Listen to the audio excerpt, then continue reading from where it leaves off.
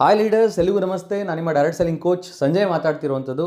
ಈ ಒಂದು ವೀಡಿಯೋಗೆ ಎಲ್ಲರೂ ಕೂಡ ವೆಲ್ಕಮ್ ಮಾಡ್ಕೊಳ್ತಾ, ಈ ಒಂದು ವೀಡಿಯೋದ ಸಬ್ಜೆಕ್ಟ್ ಯಾವುದು ಅಂತಂದರೆ ownership mentality in direct selling. So ನೀವು ದೊಡ್ಡ ಮಟ್ಟದ ಬಿಸ್ನೆಸ್ಸನ್ನು ನಿಮ್ಮ ಸಂಸ್ಥೆಯಲ್ಲಿ ಬಿಲ್ಡ್ ಮಾಡಬೇಕು ಅಂತ ಅಂದರೆ ನೀವು ಓನರ್ಶಿಪ್ ಆ್ಯಟಿಟ್ಯೂಡ್ನಲ್ಲಿ ಕೆಲಸ ಮಾಡಿದಾಗ ಮಾತ್ರ ಸಾಧ್ಯ.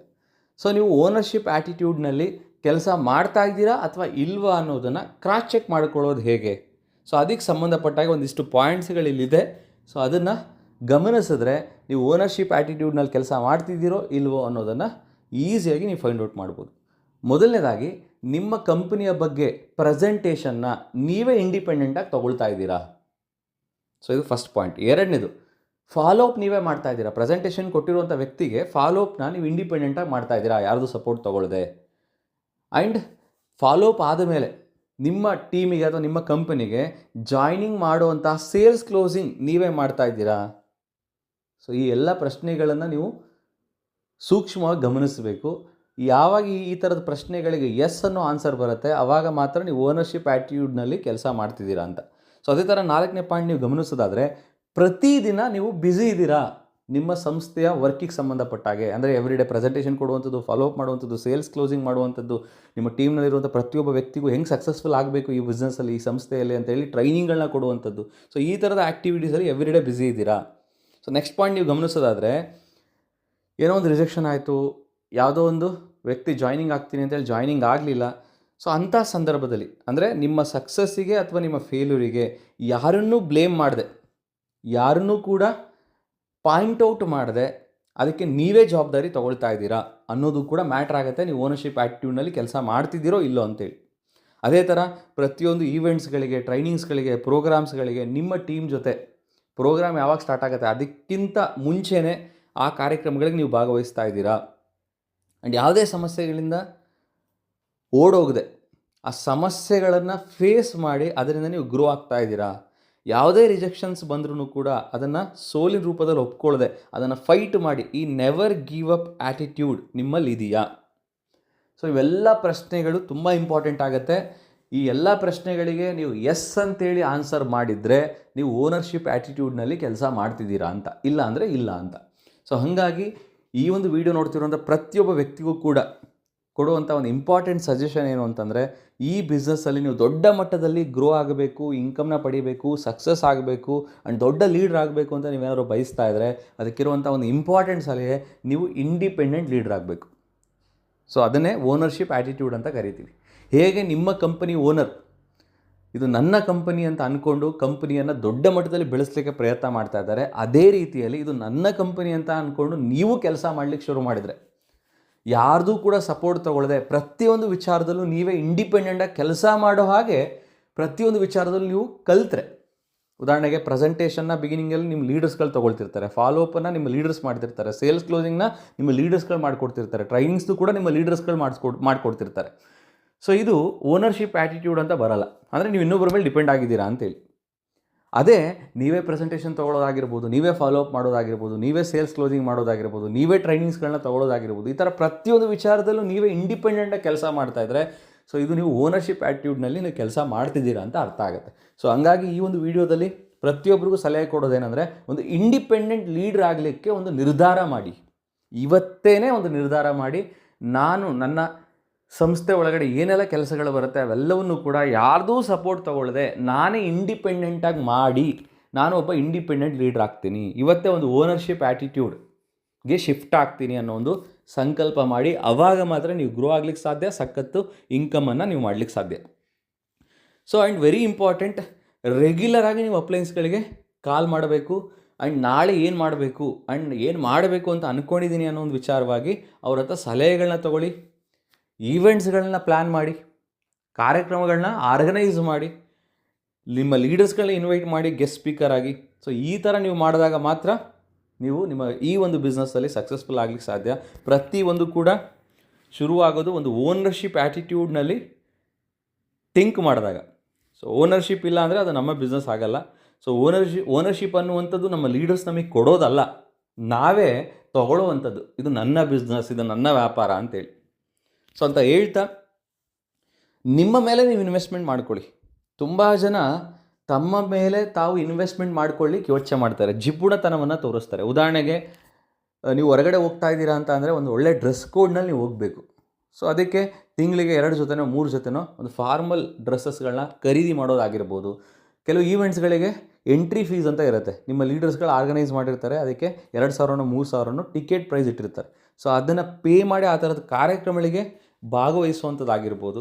ಸೊ ಹೀಗೆ ಯಾವುದೆಲ್ಲ ನಿಮಗೆ ಇನ್ವೆಸ್ಟ್ಮೆಂಟ್ ಅಂತ ಬರುತ್ತೆ ಅವೆಲ್ಲವನ್ನೂ ಕೂಡ ಇನ್ವೆಸ್ಟ್ಮೆಂಟ್ ಅಂತಲೇ ಅಂದ್ಕೊಂಡು ನೀವು ಇನ್ವೆಸ್ಟ್ ಮಾಡಬೇಕು. ಅದನ್ನು ಖರ್ಚು ರೂಪದಲ್ಲಿ ನೀವು ನೋಡಬಾರ್ದು. ಯಾವಾಗ ನೀವು ಅದನ್ನು ಖರ್ಚು ರೂಪದಲ್ಲಿ ನೋಡ್ತೀರೋ ಆವಾಗ ನೀವು ಇಲ್ಲಿ ಗ್ರೋ ಆಗಲಿಕ್ಕೆ ಸಾಧ್ಯತೆ ಇಲ್ಲ. ಸೊ ಹಂಗಾಗಿ ನೀವು ಒಂದು ದೊಡ್ಡ ಟೀಮ್ ನನಗೆ ಬೇಕು, ನಾನು ದೊಡ್ಡ ಮಟ್ಟದಲ್ಲಿ ಬೆಳಿಬೇಕು ಅನ್ನೋ ಒಂದು ಮನಸ್ಥಿತಿ ಇದ್ದಾಗ ಮಾತ್ರ ದೇವ್ರು ನಿಮಗೆ ಆ ಥರದೊಂದು ದೊಡ್ಡ ಟೀಮ್ನ ಕೊಡಲಿಕ್ಕೆ ಸಾಧ್ಯ. ಸೊ ನೆಕ್ಸ್ಟ್ ಸ್ಲೈಡಲ್ಲಿ ನೀವು ಗಮನಿಸೋದಾದರೆ ಈ 3 ರೀತಿಯ ಅಪ್ಲೈನ್ಸ್ಗಳು ನೀವು ಯಾವತ್ತೂ ಕೂಡ ಆಗಬಾರ್ದು. ಆ 3 ರೀತಿಯ ಅಪ್ಲೈನ್ಸ್ಗಳು ಯಾರ್ಯಾರು? ಮೊದಲನೇದು ಪೋಸ್ಟ್ ಮ್ಯಾನ್ ಅಂತಂದರೆ ವಾಟ್ಸಪ್ ಗ್ರೂಪ್ನಲ್ಲಿ ಸುಮ್ಮನೆ ಮೆಸೇಜಸ್ಗಳನ್ನ, ಮೋಟಿವೇಶನಲ್ ಮೆಸೇಜಸ್ಗಳನ್ನ ಕಳಿಸ್ತಾ ಇರುವಂಥದ್ದು.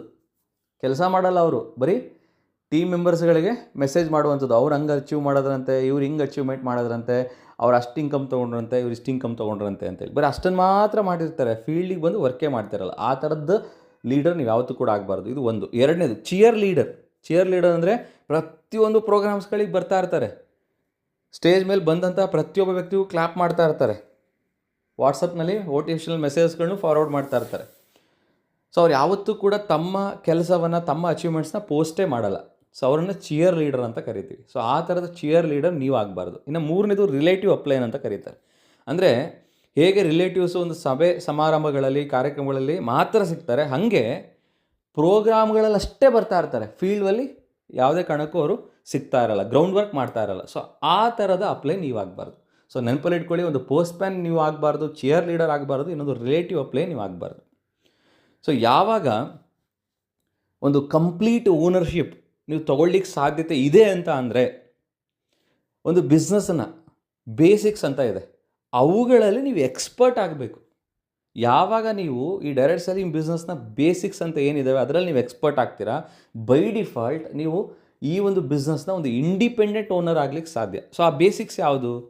ಸೊ ನಿಮ್ಮ ಕಂಪನಿಯ ಪ್ರೆಸೆಂಟೇಷನ್ನ ನೀವೇ ಇಂಡಿಪೆಂಡೆಂಟಾಗಿ ತಗೊಳ್ಳೋದಾಗಿರ್ಬೋದು, ಯಾವುದೇ ರೀತಿಯ ಆಬ್ಜೆಕ್ಷನ್ಸ್ ಅಥವಾ ಪ್ರಶ್ನೆಗಳ ರೂಪದಲ್ಲಿ ಏನಾದರೂ ಪ್ರೆಸೆಂಟೇಷನ್ ಕೊಟ್ಟಂಥ ವ್ಯಕ್ತಿ ಕ್ವಶನ್ ಮಾಡಿದರೆ ಕಂಪನಿ ಬಗ್ಗೆ, ಅದನ್ನು ನೀವೇ ಆನ್ಸರ್ ಮಾಡಿ ಕ್ಲಾರಿಟಿ ಕೊಡೋದಾಗಿರ್ಬೋದು, ಅವರಿಗೆ ಫಾಲೋ ಅಪ್ ಮಾಡೋದಾಗಿರ್ಬೋದು, ಅವರನ್ನು ನಿಮ್ಮ ವ್ಯವಸ್ಥೆಗೆ ಜಾಯ್ನಿಂಗ್ ಮಾಡಿಸೋದಾಗಿರ್ಬೋದು, ಜಾಯ್ನಿಂಗ್ ಆದಮೇಲೆ ಅವರಿಗೆ ಪ್ರಾಡಕ್ಟ್ ಬಗ್ಗೆ, ಈ ಸಿಸ್ಟಮ್ ಬಗ್ಗೆ, ಇಲ್ಲಿ ಹೆಂಗೆ ವರ್ಕ್ ಮಾಡಿದ್ರೆ ಸಕ್ಸಸ್ ಆಗ್ತೀವಿ ಅನ್ನೋದ್ರ ಬಗ್ಗೆ ಮಾಹಿತಿಗಳನ್ನ ಕೊಡೋದಾಗಿರ್ಬೋದು, ಸ್ಟೇಜ್ ಮೇಲೆ ನಿಂತು ಟ್ರೈನಿಂಗ್ ಕೊಡೋದಾಗಿರ್ಬೋದು, ದೊಡ್ಡ ದೊಡ್ಡ ಈವೆಂಟ್ಗಳನ್ನ ಆರ್ಗನೈಸ್ ಮಾಡೋದಾಗಿರ್ಬೋದು, ಇವೆಲ್ಲವನ್ನೂ ಕೂಡ ನೀವು ಮಾಡ್ತಾ ಹೋದಾಗ ಮಾತ್ರ ನೀವಿಲ್ಲಿ ಕಂಪ್ಲೀಟ್ ಒಂದು ಓನರ್ಶಿಪ್ಪನ್ನು ತೊಗೊಳ್ಳಿಕ್ಕೆ ಸಾಧ್ಯ.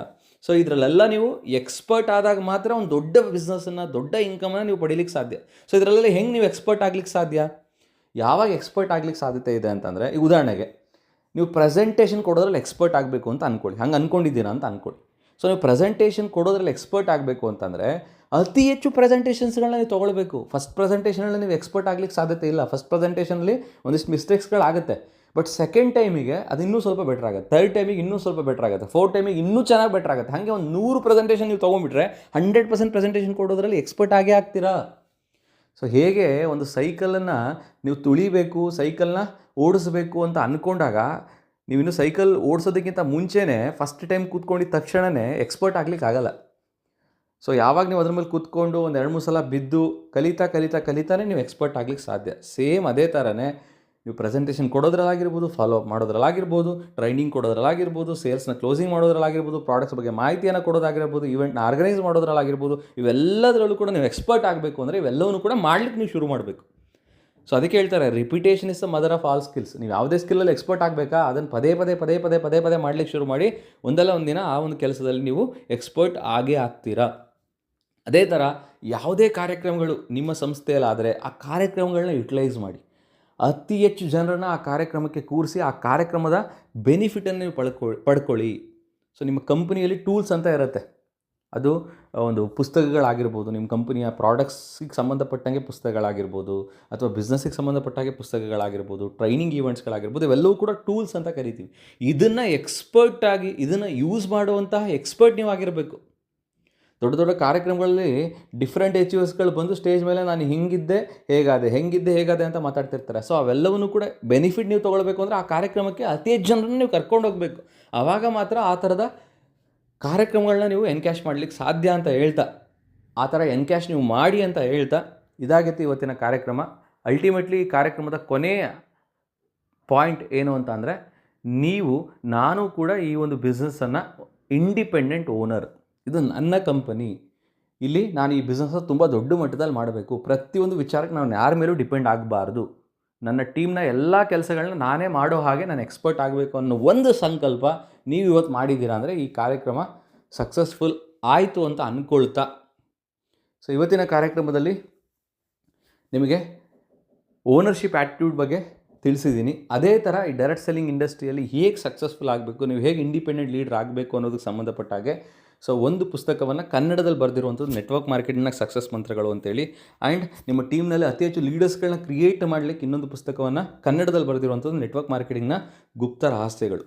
ಸೊ ಎರಡೂ ಪುಸ್ತಕಗಳು ನಿಮಗೆ ತುಂಬಾ ಉಪಯೋಗ ಆಗುತ್ತೆ ಈ ಒಂದು ಡೈರೆಕ್ಟ್ ಸೆಲ್ಲಿಂಗ್ ಬಿಸ್ನೆಸ್ಸಲ್ಲಿ ಸಕ್ಸಸ್ಫುಲ್ ಆಗಲಿಕ್ಕೆ. ಈ ಒಂದು ಪುಸ್ತಕವನ್ನು ನೀವು ಓದಲಿಕ್ಕೆ ಇಷ್ಟಪಟ್ಟರೆ ಆ ಒಂದು ಪುಸ್ತಕವನ್ನು ನಮ್ಮ ಟೀಮ್ ಕಳಿಸ್ಕೊಡ್ಲಿಕ್ಕೆ ಪ್ಲ್ಯಾನ್ ಮಾಡುತ್ತೆ. ಜಸ್ಟ್ ನೀವು ಏನೋ ಒಂದು ಸ್ಕ್ರೀನ್ ಮೇಲೆ ನಂಬರ್ ಕಾಣ್ತಾ ಇದೆ, ಆ ನಂಬರಿಗೆ ವಾಟ್ಸಪ್ ಮಾಡಿ ಈ ಎರಡೂ ಪುಸ್ತಕಗಳು ಬೇಕು ಅಂತ, ಎರಡೂ ಪುಸ್ತಕಗಳನ್ನ ನಿಮಗೆ ನಿಮ್ಮ ಅಡ್ರೆಸ್ಗೆ ಕೊರಿಯರ್ ಮಾಡುವಂಥ ಕೆಲಸ ನಮ್ಮ ಟೀಮ್ ಮಾಡುತ್ತೆ ಅಂತ ಹೇಳ್ತಾ, ಸೊ ಈ ಒಂದು ವಿಡಿಯೋ ನಿಮಗೆ ಇಷ್ಟ ಆದರೆ ಲೈಕ್ ಮಾಡಿ, ಆ್ಯಂಡ್ ಏನು ಇಷ್ಟ ಆಯಿತು ಅಂತೇಳಿ ಕಮೆಂಟ್ ಮಾಡಿ, ಆ್ಯಂಡ್ ಫಸ್ಟ್ ಟೈಮ್ ನೀವು ಒಂದು ಯೂಟ್ಯೂಬ್ ಚಾನಲಿಗೆ ಬಂದಿದ್ದೀರಾ ಅಂದರೆ ಸಬ್ಸ್ಕ್ರೈಬ್ ಆಗೋದನ್ನು ಮರಿಬೇಡಿ. ಹಾಗೆ ನಿಮ್ಮ ಟೀಮ್ನಲ್ಲಿರುವಂಥ ಪ್ರತಿಯೊಬ್ಬ ವ್ಯಕ್ತಿಗೆ ಈ ಒಂದು ವಿಡಿಯೋನ ಶೇರ್ ಮಾಡಿ ಅಂತ ಹೇಳ್ತಾ ಈ ಒಂದು ವಿಡಿಯೋನ ಇಲ್ಲಿ ನಿಲ್ಲಿಸ್ತಾ ಇದ್ದೀನಿ. ಮತ್ತೆ ನೆಕ್ಸ್ಟ್ ಎಪಿಸೋಡ್ನಲ್ಲಿ ನೆಕ್ಸ್ಟ್ ಒಂದು ಇಂಪಾರ್ಟೆಂಟ್ ಸಬ್ಜೆಕ್ಟ್ ಬಗ್ಗೆ ಚರ್ಚೆ ಮಾಡೋಣ ಅಂತ ಹೇಳ್ತಾ ಇಲ್ಲಿಗೆ ಇವತ್ತಿನ ಕಾರ್ಯಕ್ರಮವನ್ನು ನಿಲ್ಲಿಸ್ತಾ ಇದ್ದೀನಿ. ಎಲ್ಲರಿಗೂ ಒಳ್ಳೆಯದಾಗಲಿ. Thank you so much. Wish all the best.